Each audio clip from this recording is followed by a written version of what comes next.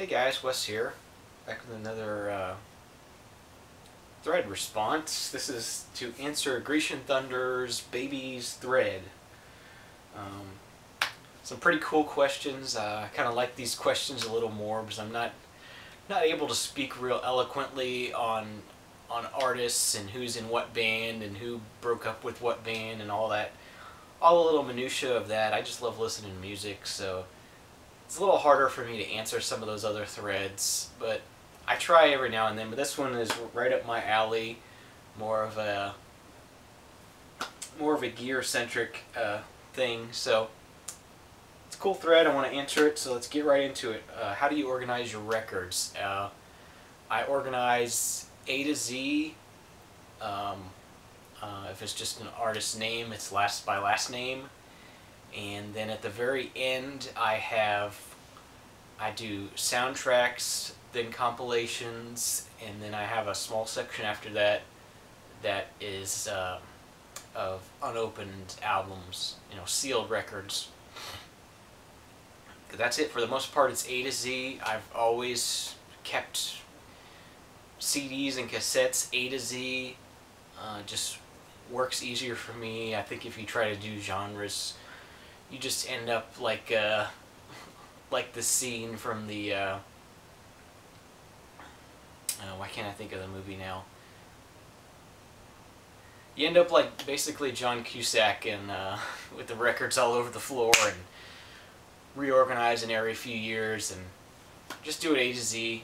Makes it easy for me. All the music goes together. I really don't see genres. There's so many groups I like that are all different genres, so just do it that way. It works for me. Never had a problem with it. Let's see, I got these little, I was really cheap. I just got some legal size manila envelopes and printed out some large letters and taped them on there on the edge and taped up the edge so it's, taped up and it's going to be pretty secure. And very cheap way to make dividers.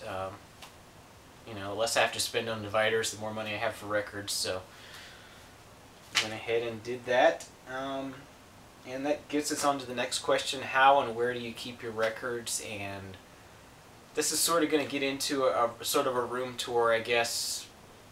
Not really a room tour right now for what it is, but I know Mr. Hall of Fame asked me for a room tour months and months ago, and I never really did it. And I'm kind of ashamed of how scattered out things are, but I'm going to go ahead and do it now for posterity since I'm going to be moving in a couple months, and hopefully then it'll be all in one place. So I'll go ahead and document it now, what I have and how everything is. So let me get up and move the camera around and show you around. Okay, so first things, of course we got the IKEA Expedits, or Expedits, however you pronounce it. Just got these two units here. Actually just bought those a little over a year ago. Originally I was going to get the 4x4 unit that they have, but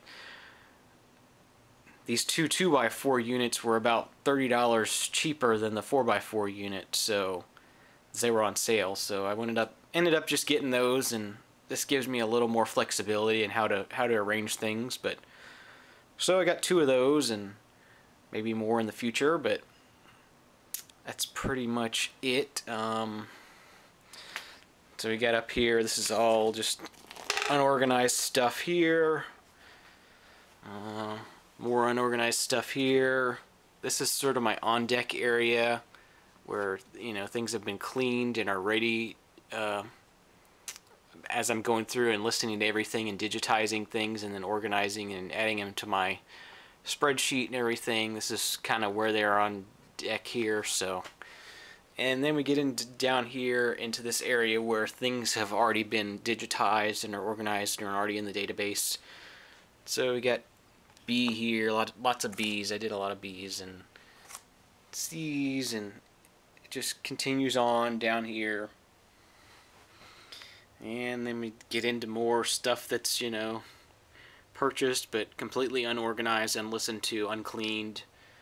And it moves on over here to this crate my speakers are sitting on. This is some stuff that was recently purchased. This is a crate I'm pulling stuff from right now for organization. It's sort of a lot of older stuff that I've had for a long time, so trying to organize the older stuff that I've had for a long time first as I get into it, and then we move around here and get the stereo and the TV. Here's a stack of stuff for another update video, and another stack of stuff for another update video. And here you got another crate that my other speaker's sitting on that's more unorganized stuff. I got a stack of inner sleeves up here.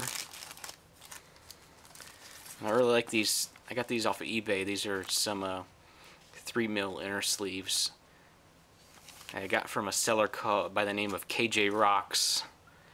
But they're really nice, heavy inner sleeves, almost like the RTI sleeves, but not pink. And then we move on into the bedroom here.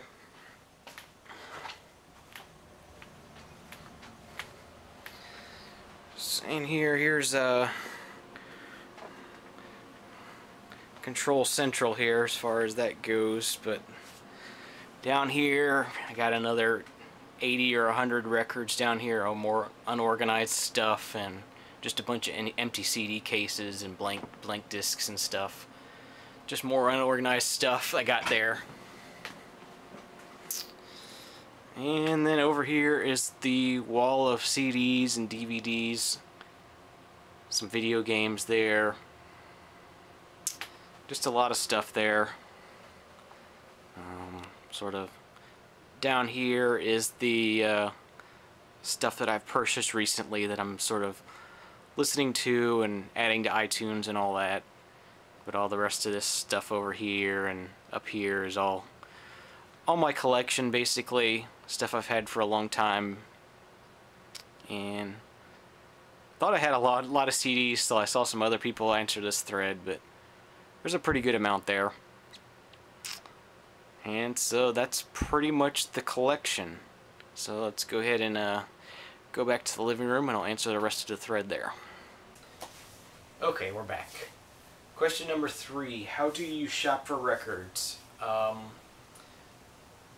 Mostly where I buy is thrift stores. There's one that's basically about a quarter mile that way. I mean, I walk over there when I go usually. It's really close. It's a Goodwill.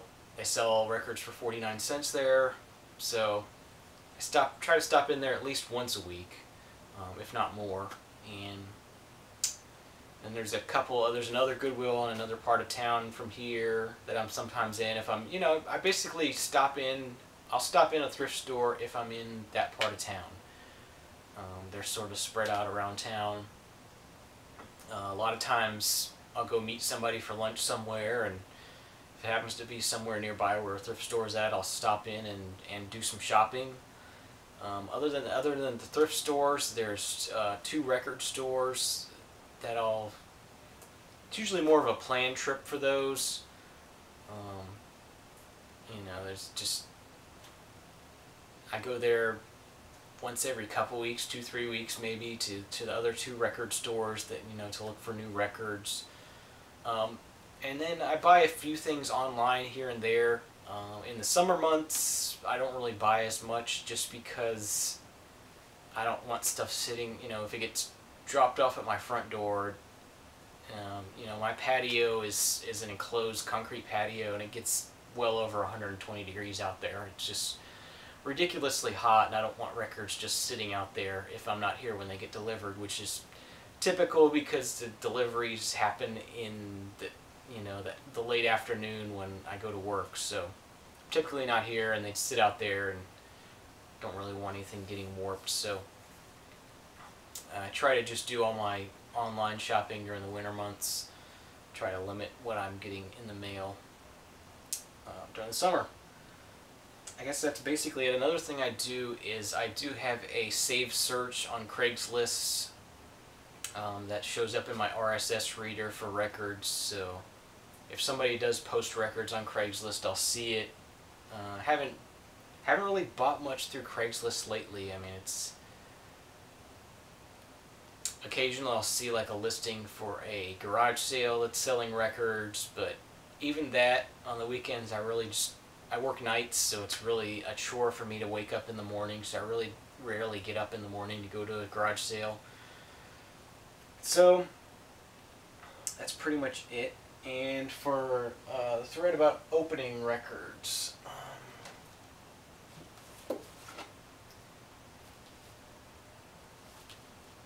usually what I'll do is I'll take like a razor blade or a knife and just start the split, and then once you get a little bit of it done, you can usually just pull it across and just have it, you know, it sort of splits itself, I find.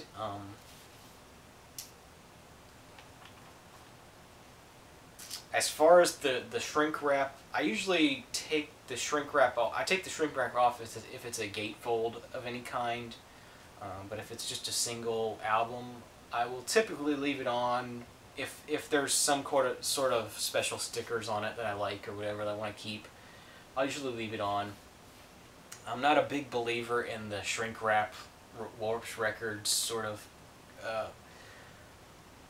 opinion that some people have. I mean, there's quite a bit of flex that this outer sleeve can have before it's actually pressing against the record where it could actually warp it.